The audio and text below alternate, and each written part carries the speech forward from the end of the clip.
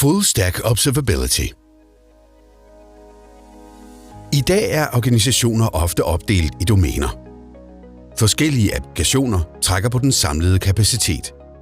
Men det er svært at overskue, hvilke domæner, der kræver ekstra kapacitet på et givet tidspunkt. Traditionelle visibilitetsværktøjer ser på data i siloer, hvilket gør det vanskeligt at identificere problemer på tværs af et samlet netværks- og applikationslandskab. IT-afdelingen mangler derfor ofte et samlet overblik over hele netværksstakken og alle organisationens applikationer. Og derfor er det svært at forudsige og handle på spidsbelastninger og distribuere kapaciteten bedst muligt.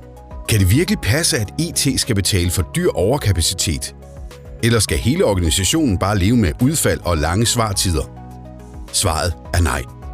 Full Stack Observability tager fat i modtagerens perspektiv og sikrer, at IT leverer den slutbrugerservice, som bliver forventet.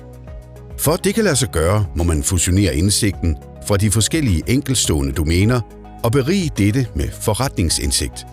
Gøres det, får I en mere stabil digital infrastruktur, overblik til at planlægge og handle proaktivt, indsigt til at forebygge og videreudvikle, samt bedre beslutningsgrundlag for at reagere på udfordringer. Med FSO får I glade medarbejdere, tilfredse kunder, større fleksibilitet, forebyggelse af tabt indtjening, lavere omkostninger og større modstandsdygtighed.